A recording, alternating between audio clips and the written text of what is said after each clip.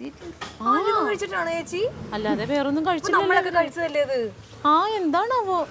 ദ്രോഹി എന്തെങ്കിലും വൈരാഗ്യം പറഞ്ഞു മനുഷ്യരെ കൊല്ലാനായിട്ട് അവൻ കോഴിക്കോട് ഹലുവയെന്നും പറഞ്ഞോളൂ എന്തോ കോഴിക്കാട്ടം.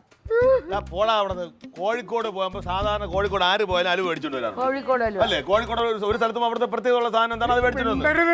അത് ഞാൻ സ്നേഹം കൊണ്ട് മേടിച്ചത് പാലയായി എനിക്ക് വേണ്ടി കഴിക്കണ്ടായിരുന്നു. പക്ഷെ ഞാൻ അതിൽ നിന്ന് ഒരു കഷ്ണം കഴിച്ചത് എനിക്കൊരു കുഴപ്പമില്ല. ഈ കഴിച്ചെങ്കിൽ നിനക്ക് മനുഷ്യന്റെ ആന്തരികമായി ആവല്ലോ, നിനക്ക് നിന്റെ കുടുംബക്കാർക്ക്. അൻസാറിന്റെ ഭാര്യ എന്തുപറ്റി?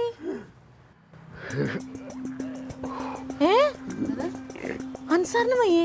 ഓ ശരി ശരി. അൻസാറിന് വയറിളക്കോ ഛർദിലും ഇല്ല.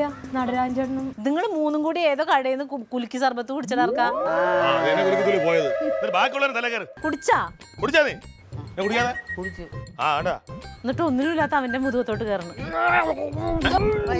എല്ലാം പോകും.